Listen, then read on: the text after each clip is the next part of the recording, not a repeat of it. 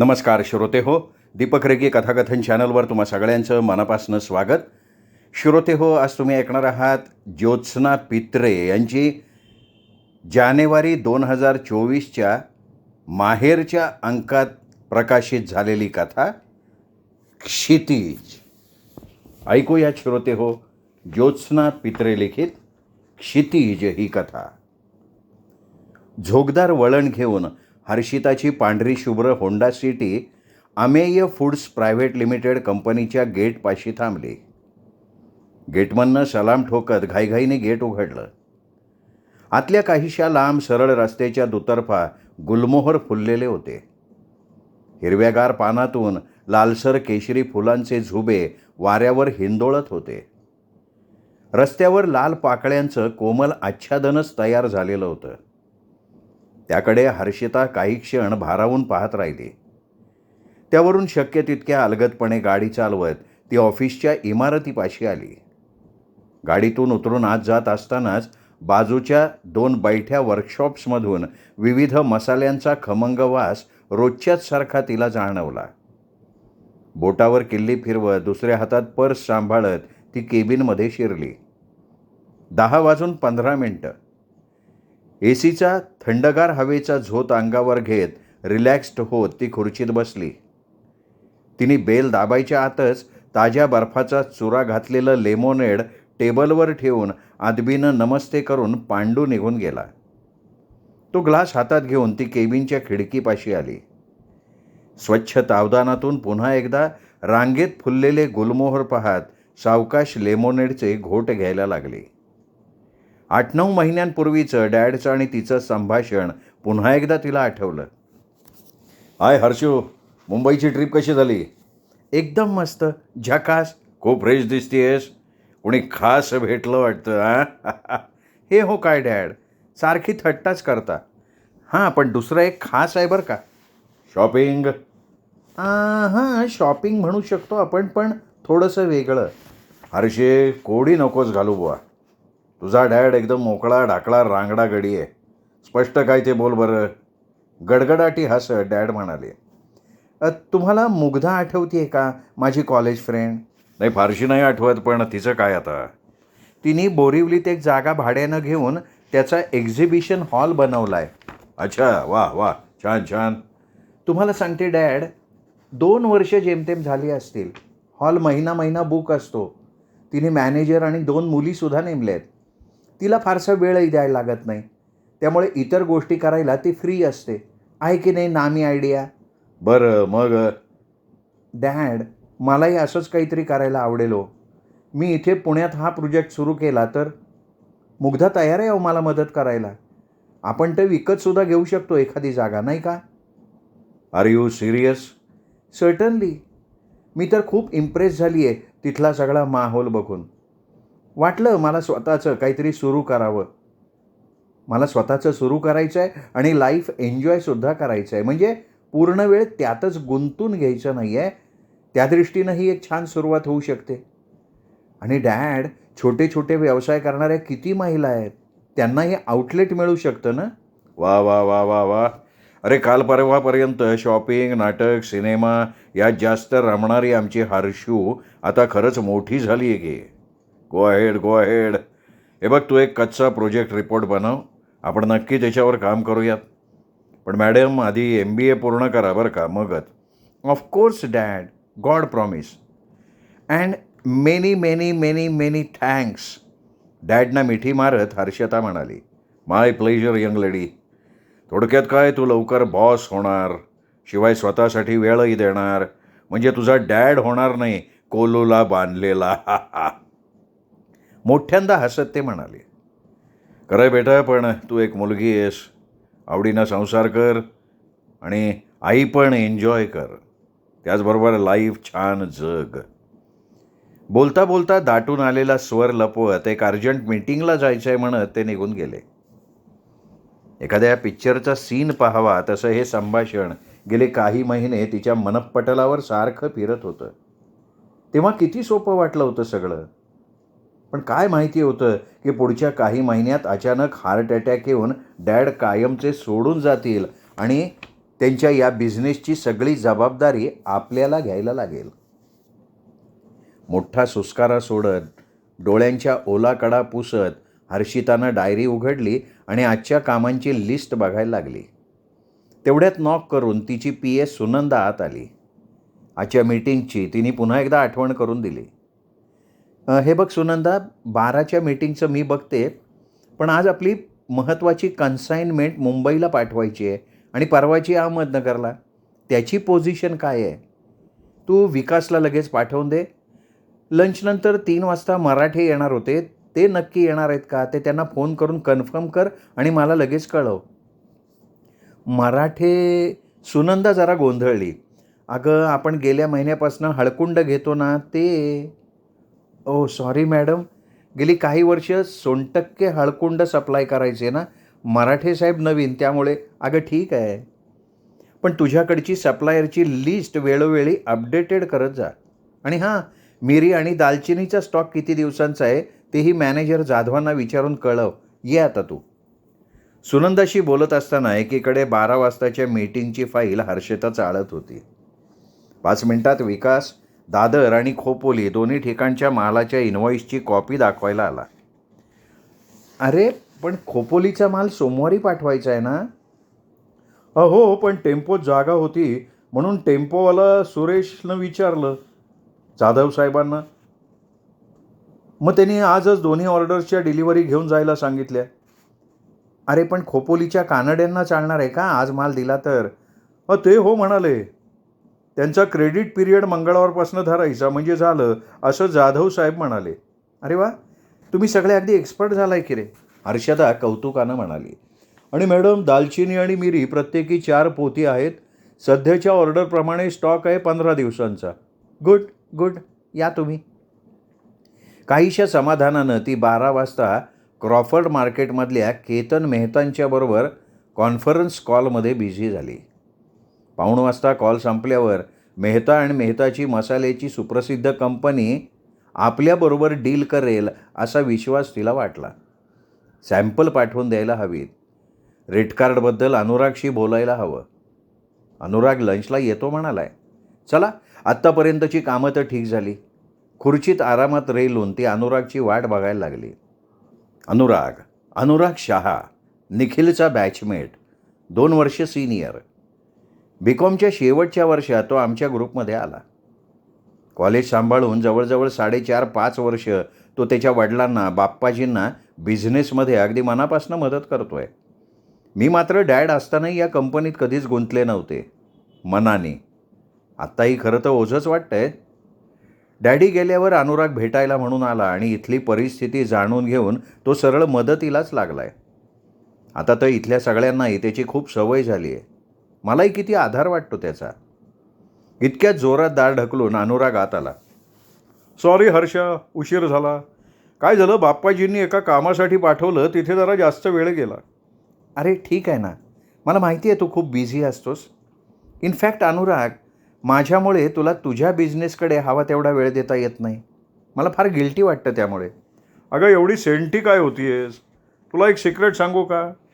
आमच्या बाप्पाजींचा भांड्याचा बिझनेस आहे ना, फार गुंतागुंतीचा आहे. फार मोठा पसारा आहे. खूप माणसं लागतात तिथे. मोठा प्रवीणभाई गेली अनेक वर्ष काम करून आता कुठे एक्सपर्ट झाला आहे. मला आताशी काही गोष्टी कळायला लागल्या आहेत. त्या मानानं तुझा हा बिझनेस हँडलिंगला सोपा वाटतो मला. मी रमतो इथे मनापासनं, एवढंच. बरं, निघूयात का? मला खूप भूक लागली आहे. चल की, मी रेडीच आहे. बोलता बोलता पर्स घेऊन हर्षिता उठली आणि अनुरागच्या गाडीतनं दोघंही लंचला गेले. सगळी कामं संपून हर्षिता घरी परतली तेव्हा रात्रीचे 9 वाजून गेले होते. डिनर स्किप करून तिने शांताबाईंनी बनवलेलं व्हेज क्लिअर सूप घेतलं आणि TV वरचे कार्यक्रम बघण्यासाठी सोफ्यावर बसली. सुमित्राबाईही तिच्या शेजारी येऊन बसल्या. त्यांच्या मांडीवर लोळत ती म्हणाली, मामा, डोक्यावर तेल चोळ ना थोडं. तुझा मऊ हात डोक्यातनं फिरला ना की खूप शांत वाटतं. पूर्वीचे दिवस आठवून सुमित्राबाईंच्या डोळ्यात पाणी तरळलं. हर्षा, अगं किती महिन्यांनी पहिल्यासारखं. फक्त आता आपली मस्करी करायला तुझे डॅड नाही आहेत. त्यांच्या डोळ्यांना पाण्याची धार लागली. हर्षितानं भावना वेगानं त्यांना मिठी मारली. मम्मा डॅड नाही आहेत, ते सोडून गेलेत, हे खरंच वाटत नाही ग. दोघी काही वेळ तशाच बसून राहिल्या. सुमित्राबाईंनी जवळच्या ड्रॉवरमधनं तेलाची बाटली काढली. हर्षिताच्या केसांना हलके तेल चोळलं. दोघी आबोलपणे आपापल्या बेडरूममध्ये निघून गेल्या. हर्षाला कितीतरी वेळ झोपच येईना. डॅड अचानक गेले आणि MBAचा अभ्यास अर्धवट सोडून कंपनीची सगळी सूत्रं हाती घ्यायला लागली. अमेय दादा, ज्याच्या नावानं डॅडनी कंपनी सुरू केली, त्यांनी इंजिनियर झाल्यावर 2-3 वर्षातच US मधल्या कंपनीची जॉब ऑफर स्वीकारली आणि तो गेला न्यूयॉर्कला निघून. आता तर सेटलच झाला आहे तिथे. तसाही त्याला या कंपनीत आधीही रस नव्हताच म्हणे. डॅड गेल्यावर काही दिवसांसाठी इकडे आला आणि कंपनीची सगळी जबाबदारी आपल्यावर सोडून निघून गेला. डॅडना मनातनं हे सगळं खूप खटकायचं. वरवर काही दाखवायचं नाही. Mama sleeping partner. आपल्याला कंपनीत इंटरेस्ट निर्माण व्हावा म्हणून त्यांनी 3 वर्षांपूर्वी आपल्याला वर्किंग पार्टनर बनवलं. संजय काळे, आपले डॅडी, उंच रुबाबदार व्यक्तिमत्व. अगदी अनोळखी माणसाशीही दोस्ती करण्याची त्यांची हातोटी. उमदा स्वभाव, ध्येयानं झपाटलेले. त्यांना ही कंपनी खूप वाढवायची होती. किती समरस होऊन काम करायचे. सारखे फोनवर बिझी. लहानपणापासूनचे डॅड असेच आठवतात. वाढदिवसाच्या दिवशी केक कापायला येऊ न शकलेले, फॅमिली पिकनिकला उशिरा जॉईन होणारे. किती आठवणी. विचारांच्या तंद्रीत कधीतरी ती झोपेच्या अधीन झाली. सकाळी तिला लवकरच जाग आली. टेरेसवर जाऊन नेहमीची योगासनं करून ती बंगल्याच्या आवारातल्या जॉगिंग ट्रॅकवर आली. 15-20 मिनटं जॉगिंग करून थोडा वेळ ती गार्डनमध्ये रमली. जास्वंद चांगलीच तरारली होती.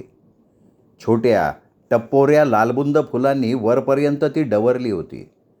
मधुमालतीचे वेल टेरेसपर्यंत पोचायला लागले होते. त्यांच्या पांढऱ्या गुलाबी लांबट फुलांच्या गुच्छांनी बंगल्याचं फुलोरा हे नाव अगदी शोभत होतं. पांढऱ्या नाजूक वेली गुलाबांचे वेल फार आकर्षक दिसत होते.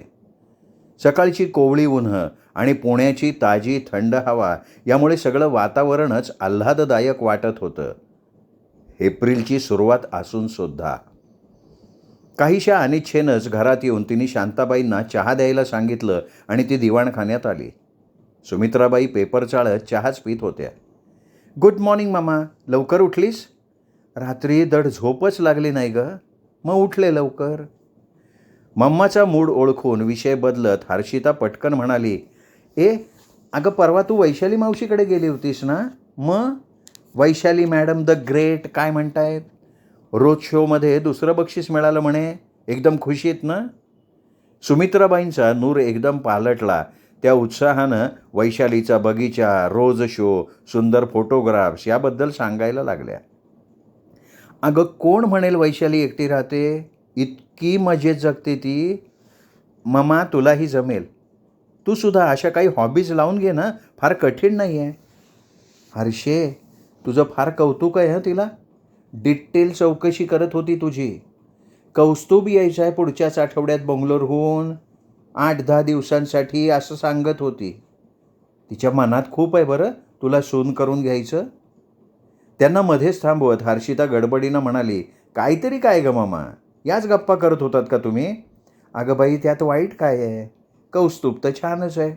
शिवाय तुझा बालमित्र आहे आणि मलाही आवडेल बरं का. तसंही या 3-4 महिन्यात जमलं तर बरंच आहे तुझ्या लग्नाचं. म्हणजे? आणि ते का? अगं बाई वर्ष पूर्ण व्हायच्या आत लग्न नाही झालं तर नंतर 3 वर्ष नाही करता येत. शास्त्र आहे तसं. आणि तुला सुद्धा 24 पूर्ण होतील की मे महिन्यात. कौस्तुभ पसंत नाही आहे का तुला? मग काय समज आहेत ग तुमचे? आणि म्हणे आम्ही मॉडर्न आहोत. तसंही आता तर मी असल्या कुठल्या मूडमध्ये नाही आहे. शिवाय कौतुक माझा फक्त बालमित्र आहे बास. अगं पण विचार तर करू शकतेस का नाही? एकदा त्याला भेटायला काय हरकत आहे? आणि अगं आमच्या क्लबमधली सुषमा आहे ना, ती पण विचारत होती रोहनबद्दल. अरे काय शादी.com सुरू केलं आहे का तुम्ही? हे बघ मम्मा, मी 3च काय 5-6 वर्षसुद्धा थांबू शकते लग्नासाठी. कौस्तुभनी पिंग केलं होतं 2 दिवसांपूर्वी. आम्ही भेटणार आहोत, पण ते सहज. आणि रोहनबद्दल सुद्धा माझ्या मनात तसं काही नाही आहे. अगं बाई, मग अनुरागबद्दल आहे का काही? हल्ली त्याची ये-जा खूप वाढली आहे म्हणे फॅक्टरीत. जाधव सांगत होते. वर्कर्सना सुद्धा आवडतं म्हणे त्याच्याबरोबर काम करायला. त्याची इन्व्हॉल्वमेंट नको तितकी वाढेल बरं का बिझनेसमध्ये. जड जाईल पुढे चांगलं. जपून राहा हां हर्षिता. तू मनानं कशी साधी सरळ आहेस. मामा अगं तू प्लीज शांत हो. अनुरागसुद्धा माझा फक्त मित्रच आहे. हे बघ, बिझनेसबद्दलचा तुझा कन्सर्न मी समजू शकते. योग्यच आहे तो. डॅडनी किती मेहनतीनं एकट्याच्या बळावर हा बिझनेस उभा केला, वाढवला. मी काही ते वाया जाऊ देणार नाही गं. विश्वास ठेव माझ्यावर. शांताबाईंनी ब्रेकफास्ट तयार असल्याची वर्दी दिली. येतेच 10 मिनिटात असं म्हणत हर्षिता तयारी करायला बेडरूममध्ये गेली. सुमित्राबाई तशाच विमनस्कपणे काही वेळ बसून राहिल्या आणि मी नंतर घेईन ब्रेकफास्ट असं शांताबाईंना सांगून त्यांच्या खोलीत निघून गेल्या. अनुरागची बिझनेसमधली इन्व्हॉल्वमेंट वाढली आहे हे खरं आहे, पण मीच तर त्याला वेळोवेळी मदतीला बोलवते. त्याच्यामुळेच तर एवढ्या मोठ्या संकटातून मी मामाला आणि मला सावरू शकले, पुन्हा उभी राहू शकले. त्याला खरं तर ऑफिशियली एखादी चांगली पोस्ट द्यायला पाहिजे. आपल्या CNशी म्हणजे शेट्टींशी या बाबतीत बोलायला हवं. त्यांचा कायदेशीर सल्ला घेऊन मग काहीतरी ठरवायला हवं. ड्राईव्ह करता करता हर्षिता विचार करत होती. एकदा दिवसाची कामं सुरू झाली की यासाठी वेळ काढणं कठीण. आज 10 वाजताच पहिली मीटिंग आहे. इतरही बरंच काम आहे. दिवस पूर्ण पॅक जाणार. संध्याकाळी 5 वाजता हर्षिता क्वालिटी टेस्टिंग युनिटमध्ये निघतच होती तितक्यात फोन वाजला. हाय हर्षिता, मी निखिल बोलतोय. अरे किती महिन्यांनी? आहेस कुठे तू? आणि हा तुझा नवीन नंबर आहे का? मी सेव्ह करते हां. अगं सिमेन्स जॉईन केल्यापासून फार बिझी झालो आहे गं. गेले 3 महिने तर मी जर्मनीतच होतो कामानिमित्त. आता परत आलो आहे, 1 आठवडा झाला. तू कशी आहेस? भेटायचं होतं गं. अरे शुअर, वाय नॉट. आणि सिमेन्स गुड ब्रेक हं. कॉंग्रॅट्स. हे बघ, मी आत्ता 2-3 तास जरा बिझी आहे. रात्री घरी गेली की मेसेज करते. चालेल, मी सुद्धा 9:30 फ्री होईन. बाय. निखिल साने. छान डील मिळालं त्याला. विचार करत करतच ती टेस्टिंग युनिटमध्ये पोहोचली. दालचिनी पावडरचा स्वाद, लाल मिरच्यांचा रंग, वेलीचा सुवासही नेहमीसारखा नव्हता. काहीतरी 19-20 आहे एवढं खरं. इतकी काळजी घेऊन सुद्धा असं का होतं आहे? सकाळी सहजच स्टॉक रजिस्टर चाळलं तर त्यातही चांगला स्टॉक आणि रिजेक्टेड मटेरियल यात आकडेवारीत फरक होता. जाधव तर डॅडींचे पूर्वीपासूनचे विश्वासू सहकारी. त्यांचा कसा बरं संशय घेणार? पण हा गोलमाल कधीपासून सुरू असेल? पुन्हा अनुराग.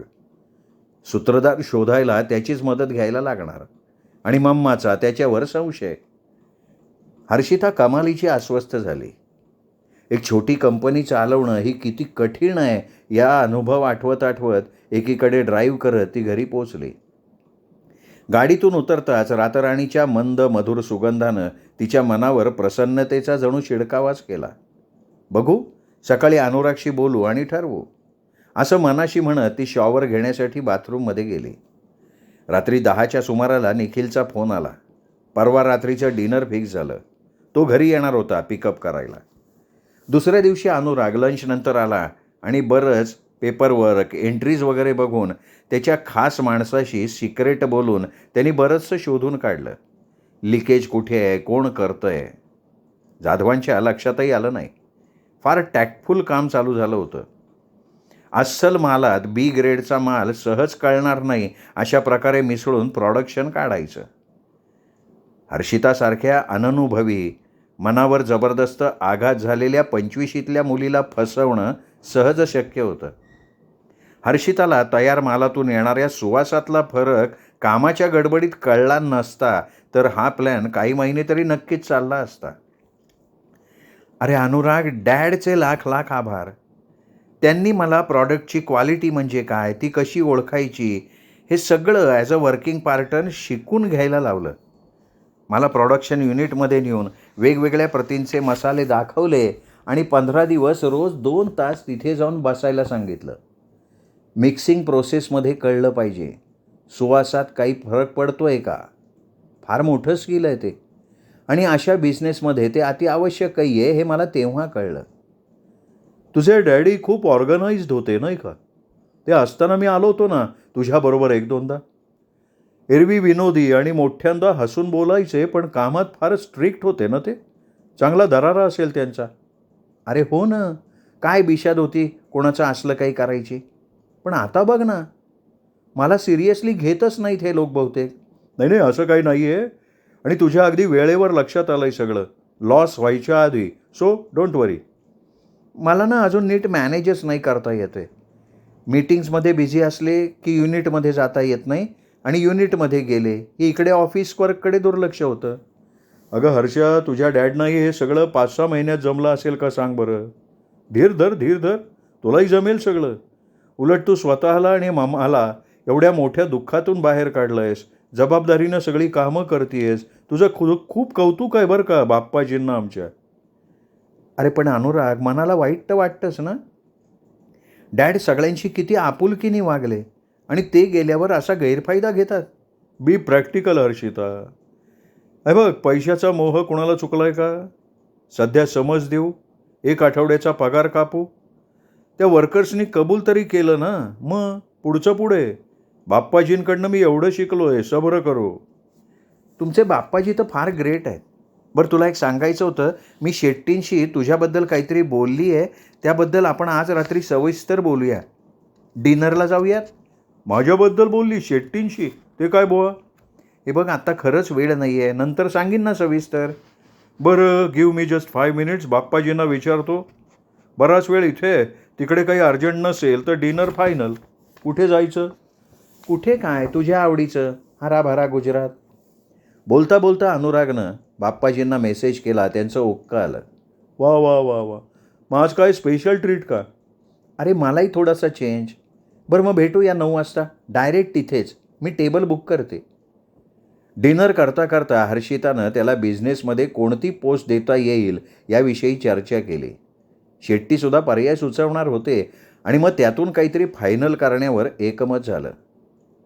अनुराग, बाप्पाजींचा तुझा इथल्या नवीन रोलला काही विरोध नसेल ना रे? अगं ते पक्के गुज्जू आहेत. बेट्याची कमाई वाढणार म्हटल्यावर विरोध कशाला करतील? एकमेकांना टाळ्या देत हसत हसत डिनर करून दोघं घरी गेले. दुसऱ्या दिवशी संध्याकाळी 5 वाजता निखिलचा रिमाइंडर मेसेज आला. हर्षितानं दिवसभराच्या कामाचा सुनंदा आणि जाधवांकडनं आढावा घेतला. त्यांना आवश्यक त्या सूचना देऊन ती निघाली आणि 6:15 वाजता घरी पोचली. फ्रेश शॉवर घेऊन जांभळट फुलांचा हलक्या गुलाबी रंगाचा गाऊन तिने घातला. हलकासा मेकअप केला. केसांचा मूळचा कुरळेपणा शॉवरमुळे खुलला होता. केस तसेच मोकळे ठेवून आरशासमोर उभी राहिल्यावर हर्षिता स्वतः चकित झाली. अनुराग आणि निखिल दोघेही मित्र. अनुराग इतका घरचा झाला आहे की त्याच्याबरोबर कुठेही जाताना आरशात साधं पाहावंसं वाटत नाही. मग आज एवढी तयारी का? निखिल तर अनुरागपेक्षा जवळचा. किती वेळा ग्रुप पिकनिक्स केल्या. त्याच्या घरी तर सगळे डेराच टाकायचे. निखिलशी बोलल्यापासून एक वेगळाच उत्फुल्लपणा जाणवत होता. डॅड गेल्यापासून पहिल्यांदाच काहीतरी छान करावंसं वाटत होतं. हा बदल घडावा म्हणून अनुराग किती प्रयत्न करतो. निखिलच्या एका कॉलमुळे आपोआप हा बदल? काय वेडेपणा करतोय आपण. साधंच काहीतरी घालूया का? हॉर्नचा आवाज आला आणि हर्षिता जवळजवळ धावतच बाहेर गेली. कॉफी? नो वे, चल पटकन गाडीत बस. आलेच म्हणत ती घाईनं आत गेली. फॅशनेबल सँडल्स घालून, ड्रेसला मॅचिंग पर्स घेऊन, शांताबाईंना सांगून गाडीत निखिलच्या शेजारी जाऊन बसली. कॅन्टोन्मेंट एरियाच्या थोडं पुढचं निवांत रेस्तॉरं निखिलनं निवडलं होतं. ती रिलॅक्स होऊन निखिलचा सॉफ्ट सफाईदार ड्रायव्हिंग निरखत होती. पांढरा शुभ्र टी शर्ट, ब्लॅक जीन्स या साध्या पोशाखातही तो आकर्षक दिसत होता. याला तर काहीही शोभतं. मनातच तिने दाद दिली. So beautiful, looking lovely. त्याच्या अनपेक्षित कमेंटनं हर्षिता रोमांचित झाली. Thanks prince. अजूनच गोरा लाल लाल झालायस. जर्मनीत काय फक्त पीच आणि चेरीज खात होतास का? हसत हसत तिने फिरकी घेतली. तू पण काय ना. मान झटकत तिच्याकडे रोखून बघत तो म्हणाला. अनुराग बिझनेसमध्ये तुला खूप मदत करतो म्हणाली. काल तारीफोंके पूल वगैरे बांधत होतीस. तो फक्त मित्रच आहे का? Not again Nikhya. You know he is a friend, a good friend you can say. हां, मग ठीक आहे. नकळत एक सुस्कारा सोडत निखिल म्हणाला, what do you mean? Nothing special lady, just kidding. स्वतःला सावरत त्यांनी गाडीचा स्पीड वाढवला आणि 5-7 मिनिटात ते grilled and chilled restaurant and bar जवळ पोहोचले. गाडी पार्क करून दोघं आत गेले. सगळीकडे क्रेनचं फर्निचर, क्रेनचे छोटे कंदील, जपानी इकेबाना स्टाईल छोटी मोठी पुष्परचना. हर्षिता खुश झाली. कोपऱ्यातलं एक निवांत टेबल निखिलनी बुक केलं होतं.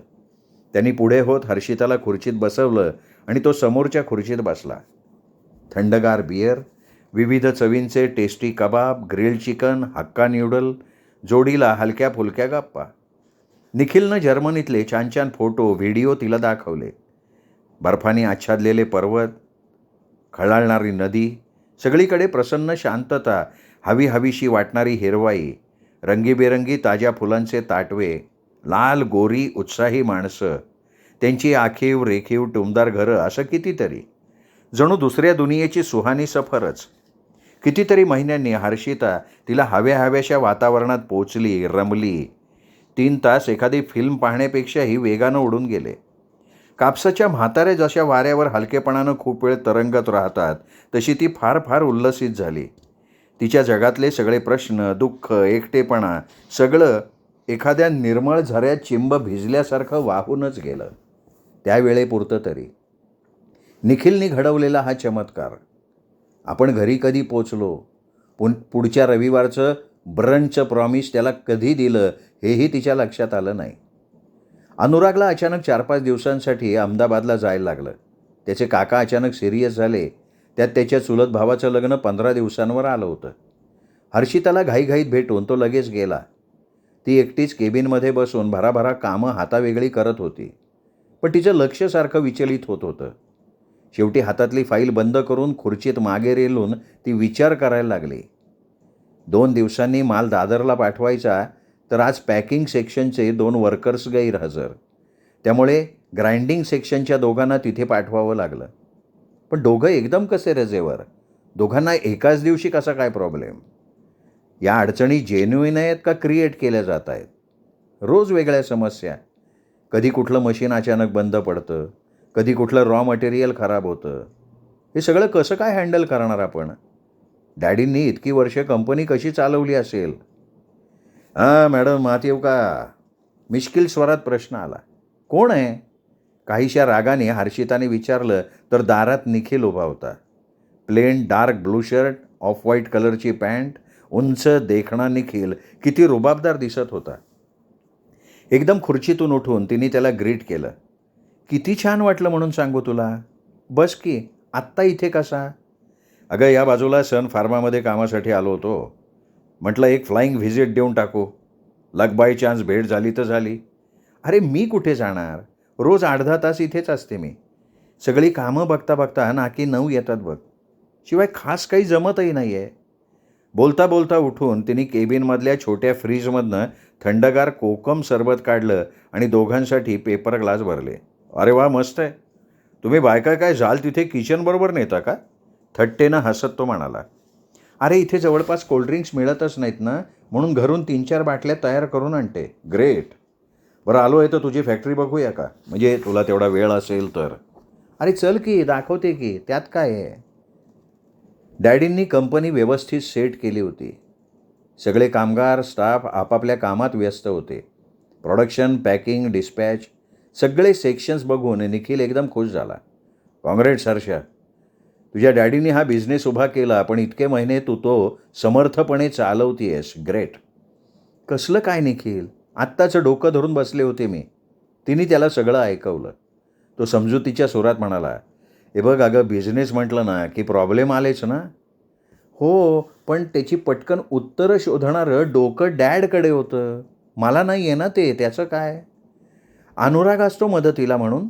मला एकटीला तर काही सुधरतच नाही, आणि त्यात सध्या तोही इथे नाही आहे. निखिल थोडा गंभीर झाला.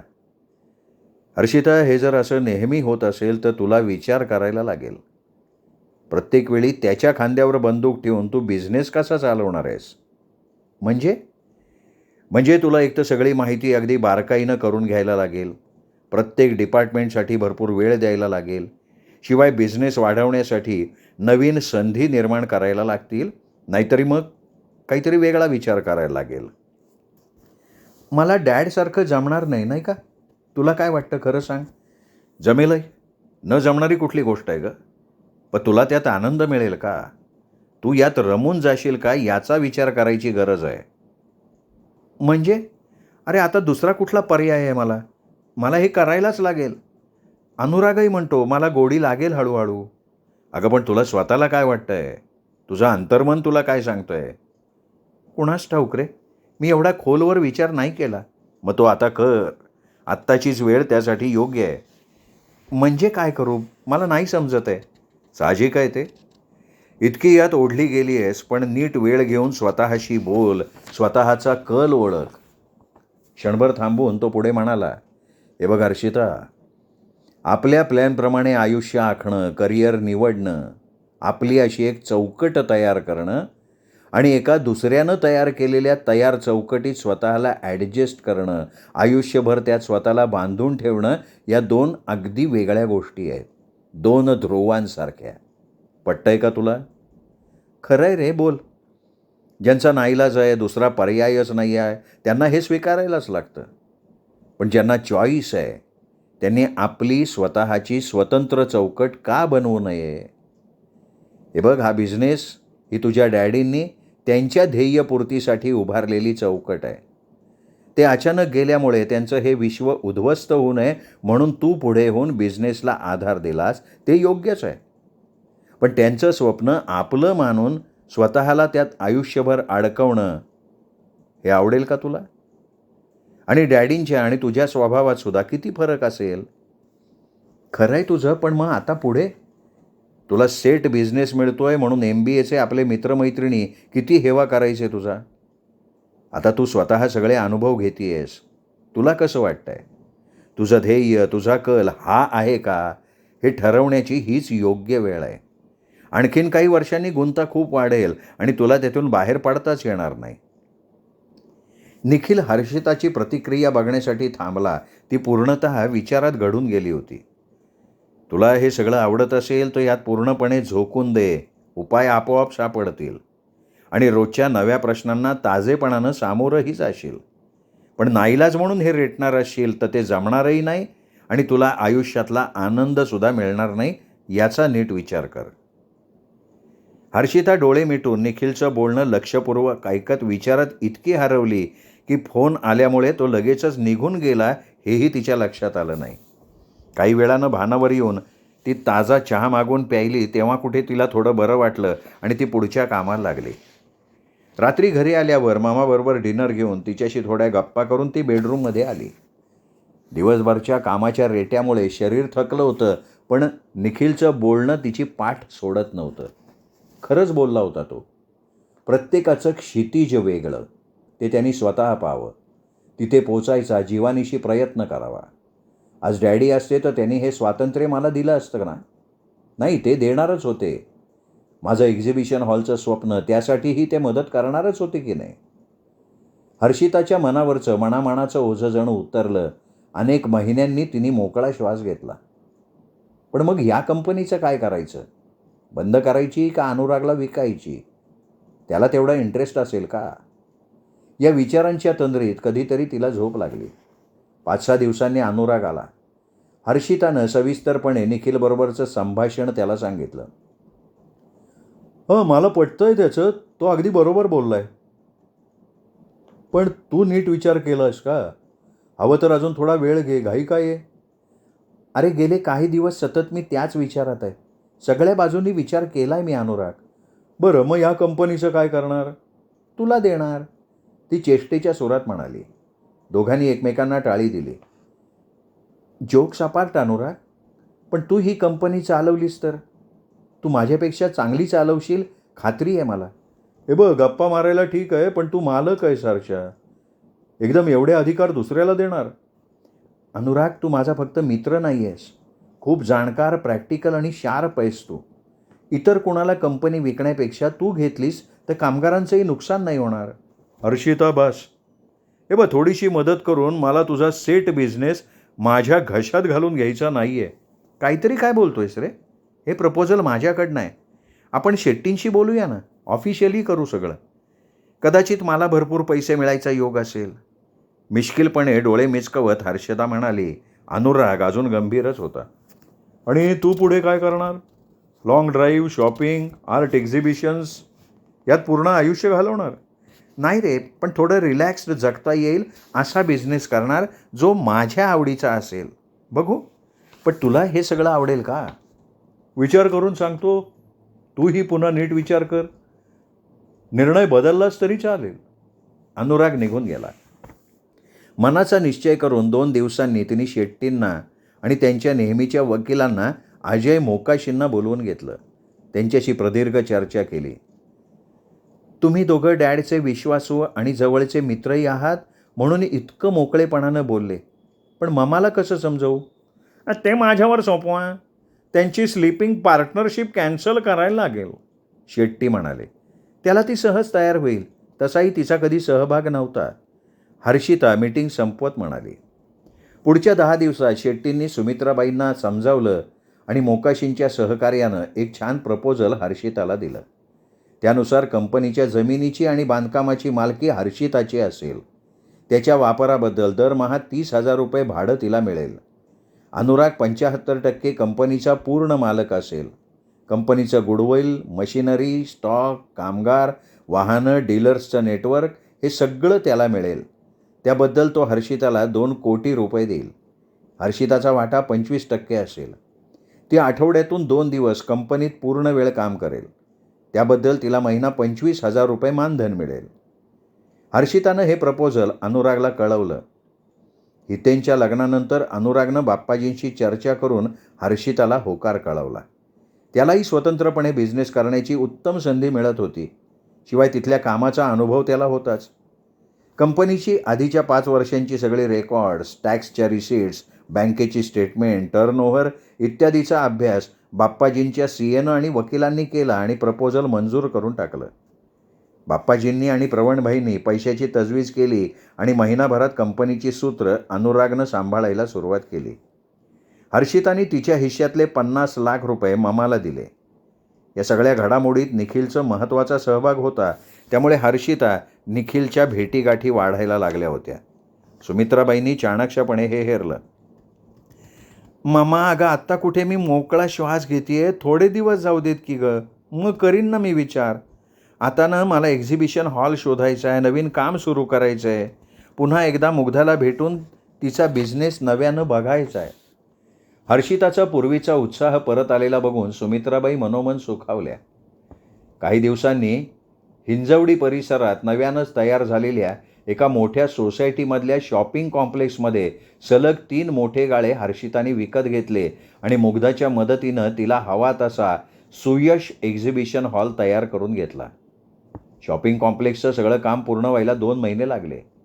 सगळ्या दुकानदारांना एकाच दिवशी पोझिशन मिळालं. पहिला स्टॉक होल्डर अर्थात तिच्याच कंपनीचा स्टॉल तिने आणि अनुरागनं अरेंज केला आणि 4 दिवस विविध मसाल्यांच्या सुवासानं हॉल जणू सुशोभित झाला. 300 फ्लॅटची सोसायटी असल्यानं पहिलंच प्रदर्शनाला उत्तम प्रतिसाद मिळाला. हा शुभयोग निखिल, हर्षिता, अनुरागनं मम्मासह छोट्याशा पार्टीनं सेलिब्रेट केला. निखिलनं एका रविवारी त्याच्या आईवडिलांसह फुलोरामध्ये जाऊन हर्षिताला रीतसर मागणी घातली. सुमित्राबाईंना अतिशय आनंद झाला. हर्षिताने होकार देताच महिनाभरातच दोघांचं शुभमंगल पार पडलं. काही दिवसांनी अनुरागचं लग्नही बाप्पाजींच्या मित्राच्या मुलीशी म्हणजे कोमलशी ठरलं. दुःखाचं सावट दूर होऊन आनंदाचा माहोल त्यांच्या जगात तयार झाला. सुयश हॉलच्या आपल्या केबिनमध्ये हर्षितानं डॅडचा एक हसरा उमदा फोटो लावला. You are my inspiration dad forever. तुमच्या पुण्याईनंच माझं हे एक स्वप्न तर साकार झालं. करिअरची पुढची वाटचाल जोमानं करायची, आशीर्वाद द्या.